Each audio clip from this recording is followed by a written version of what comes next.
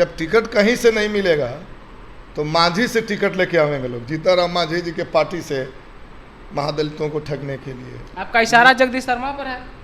लोजपा से टिकट लेकर के लोग आएंगे। जगदीश शर्मा पे बोल? नहीं, मांझी से टिकट तो राहुल शर्मा लेके नहीं, और भी बहुत है। लोजपा में रहे हैं लोग, बहुजन से टिकट लेकर के लड़े हैं। से तो सांबी चौधरी, अशोक चौधरी की बेटी है। हम कह रहे हैं जहानाबाद से अरुण सिंह है, बहुजन में थे, ये लोजपा में थे, फिर बहुजन से टिकट लेकर के चुनाव लड़े। वो भी हैं जिनका नाम आप ले रहे हैं। और दलित प्रश्न पर, जब आरक्षण पर पूरा देश का दलित सड़क पर उतर रहा है, उस समय इनकी जुबान नहीं खुलेगी। दलितों की बात नहीं, एक तो चर्चा ये हो रही है कि अशोक चौधरी अपने दामाद सायन कुणाल को घोसी से चुनाव लड़ाना चाह रहे। अशोक चौधरी आपके दल के हैं, आपके हित कुटुंब है, खुदे बता रहे हैं। उनका गुरुजी तो हम हैं नहीं, गुरुजी तो आप ही के हित कुटुंब परिवार हैं, तो आप ही हैं। लेकिन दलित का टिकट लेकर के आए हैं, लड़ते हैं जब कहीं जगह नहीं मिलता है तो।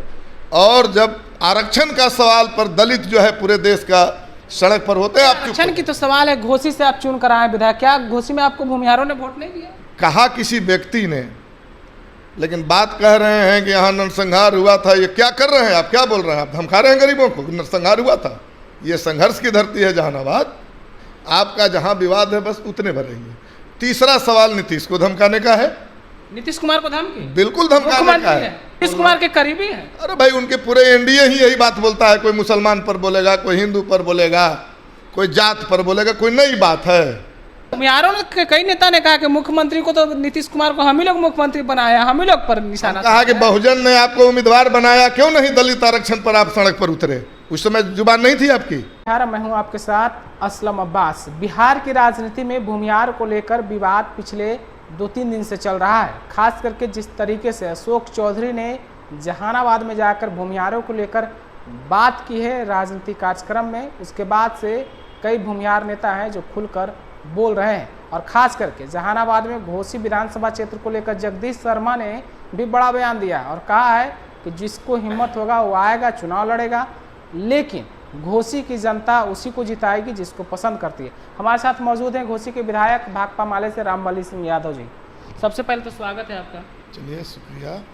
भूमिहार को लेकर जहानाबाद में लंबी राजनीतिक लड़ाई होती रही है, लेकिन जगदीश शर्मा भी अब खुलकर बोल रहे हैं। इसके अलावा भी कई भूमिहार नेता ने बोला है कि जहानाबाद तो भाई भूमिहारों का वर्चस्व है, भूमिहार को ही टिकट दीजिएगा तब ना कुछ होगा। देखिए, इसमें कई बातें हैं। पहली बात तो है कि अशोक चौधरी जहाँ बोले हैं वहाँ भी कई भूमिहार नेता मौजूद थे। दूसरी बात है कि अशोक चौधरी जिस पार्टी और जिस गठबंधन से है, इन पार्टी और गठबंधन भारतीय जनता पार्टी जदयू के नेताओं के लिए आम बात है। आम बात। धर्म पर बोलना, जाति पर बोलना, ये इनकी आम बात है। एक आध बार नहीं सुना गया है। धर्मों पर बोलना है, जातियों पर बोलना है। तीसरी बात है कि अशोक चौधरी तो सब आपस में हित कुटुंब है। खुद वो बोल रहे हैं कि भाई हमारा तो बेटी है इसी घर में, क्या है, भूमिहार से शादी की है, हम सब कुछ आपस में हित कुटुंब है, अपना परिवार का मामला है। इसमें बहुत हाय तौबा मचाने का विषय नहीं है। जहाँ हाय तौबा मचाने के विषय है वहाँ तो लोग चुप हो जाते हैं। जब टिकट कहीं से नहीं मिलेगा तो मांझी से टिकट लेके आवेंगे लोग, जीताराम मांझी जी के पार्टी से महादलितों को ठगने के लिए। आपका इशारा जगदीश शर्मा पर है? लोजपा से टिकट लेकर के लोग आएंगे। जगदीश शर्मा पे बोल? नहीं, मैं सब पर बात बोल। मांझी से टिकट तो राहुल शर्मा लेके? नहीं, और भी बहुत है। लोजपा में रहे हैं लोग, बहुजन से टिकट लेकर के लड़े हैं। से तो सांबी चौधरी, अशोक चौधरी की बेटी है। हम कह रहे हैं जहानाबाद से अरुण सिंह है, बहुजन में थे, ये लोजपा में थे, फिर बहुजन से टिकट लेकर के चुनाव लड़े। वो भी हैं जिनका नाम आप ले रहे हैं।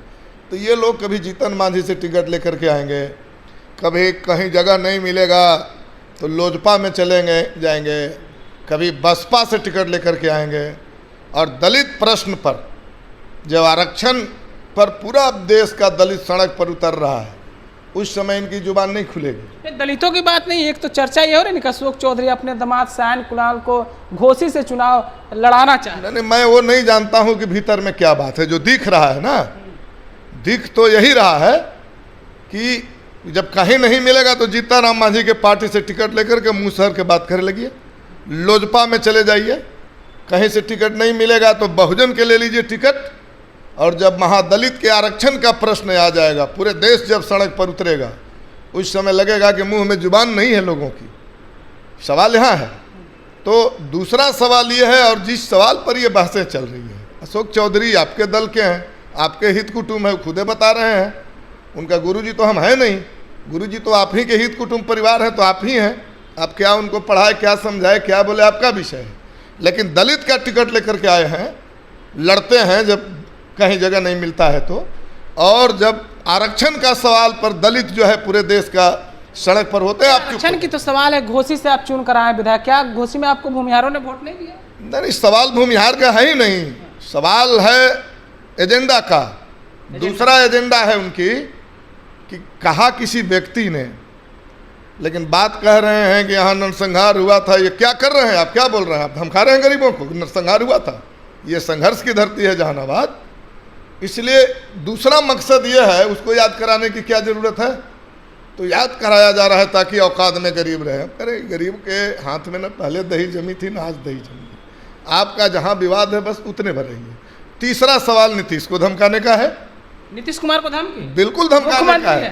डी बंदोपाध्याय आयोग की रिपोर्ट जब सामने आई और डी बंदोपाध्याय ने सलाह दिया कि भूस्वामियों से जमीन छीन करके गरीबों को बांटा जाना चाहिए, तो जिस तरह से आज सारे लोग एक हो जा रहे हैं एक मामले पर, मैं मानता हूं कि अशोक चौधरी ने जो बयान दिया वो बिल्कुल ही ना समझ भरा बयान है। ना समझ वाला है। मंत्री है, नहीं मंत्री हैं लेकिन किसी जाति पर। नीतीश कुमार के करीबी हैं। अरे भाई उनके पूरे एनडीए ही यही बात बोलता है, कोई मुसलमान पर बोलेगा, कोई हिंदू पर बोलेगा, कोई जात पर बोलेगा, कोई नई बात है, ये बोलता ही है लोग, सब लोग बोलते हैं लोग, हम लोग नहीं बोलते हैं। हमारे जात पार्टी में सभी जातियों के, सभी धर्मों के लोग हैं और हम सभी धर्मों का आदर करते हैं। भूमिहारों ने, कई नेता ने कहा कि मुख्यमंत्री को तो नीतीश कुमार को हम ही लोग मुख्यमंत्री बनाया, हम ही लोग पर निशाना। कहा कि बहुजन ने आपको उम्मीदवार बनाया, क्यों नहीं दलित आरक्षण पर आप सड़क पर उतरे? उस समय जुबान नहीं थी आपकी।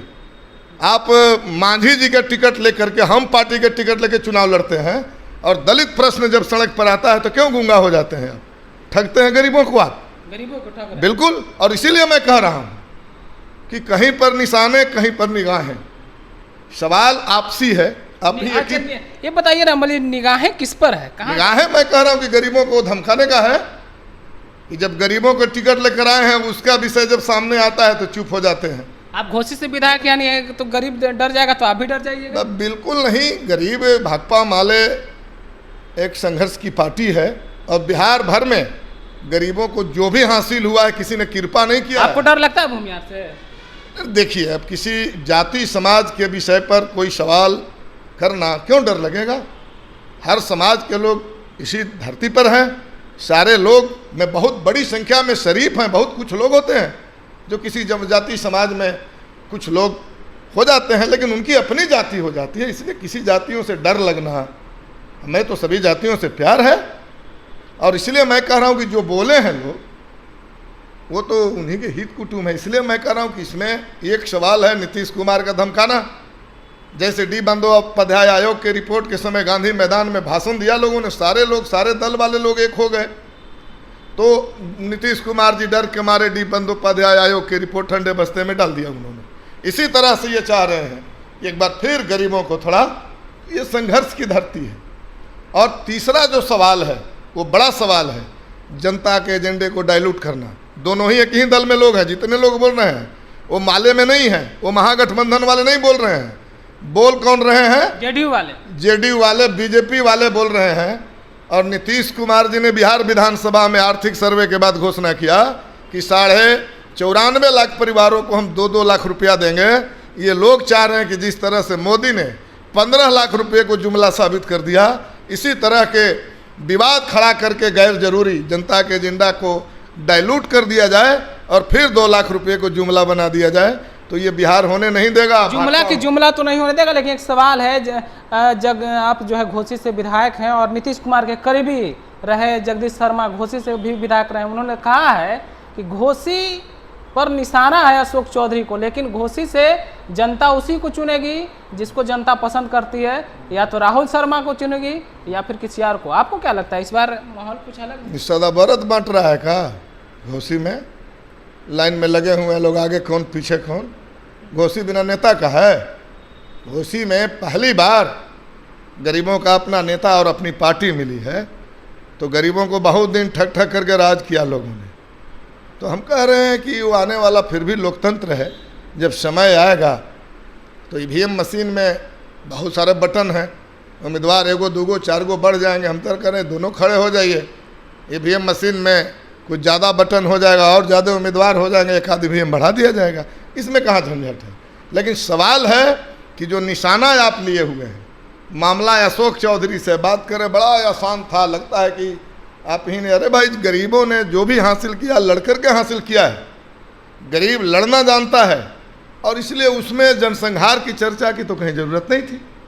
उस मामले में भाई आपका निजी विवाद है। अशोक चौधरी कह भी रहे हैं कि आप हमारे हित कुटुंब हैं, वो कह रहे हैं हमारे पिताजी का बढ़िया संबंध था। तो आपका व्यक्तिगत संबंध है, आपका व्यक्तिगत आपका रिलेशनशिप में क्या झगड़ा है, इसको कहा ना गरीबों का। जहाँ बोलना है वहाँ बोलिएगा नहीं।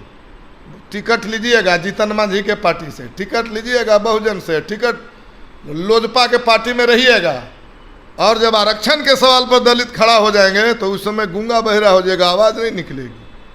और एक बात को लेकर के इतनी बड़ी बात तो अब उनका विषय है, लेकिन मैं तो कहूँगा कि संयम से बोलना नेताओं को सीखना चाहिए। आप नेताओं पर बोलिए जो बोलना है, लेकिन पूरे एक जाति समाज पर बोलना, लेकिन ये भाजपा वाले लोग यही करते हैं। धर्म पर बोलते हैं, नहीं सुने हम लोग हैं। धर्म पर चुनाव तक में बोलता लो, फलाना धर्म से वोट नहीं लेना है, फलाना धर्म से लेना है, फलाने जातियों से लेना है। तो कोई नया बात है?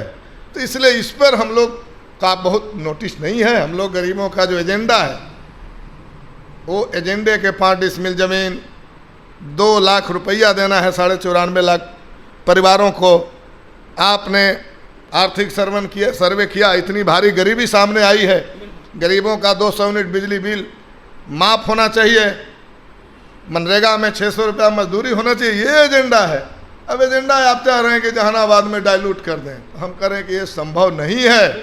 बिल्कुल गरीब अपने एजेंडे पर, और एजेंडे को जो भी डाइल्यूट करना चाहेंगे, आने वाले दिनों में जनता उनसे हिसाब करेगी। बिल्कुल, आने वाला वक्त में जनता हिसाब करेगी जहानाबाद की। जिस तरीके से अशोक चौधरी ने बयान दिया, फिर उसके बाद जो बवाल मचा है। आप अपनी राय क्या रखते हैं? फिलहाल आप घोसी के विधायक रामबली यादव को सुन रहे थे। अपनी प्रतिक्रिया ज़रूर दीजिएगा। तब तक के लिए आपका बहुत बहुत शुक्रिया।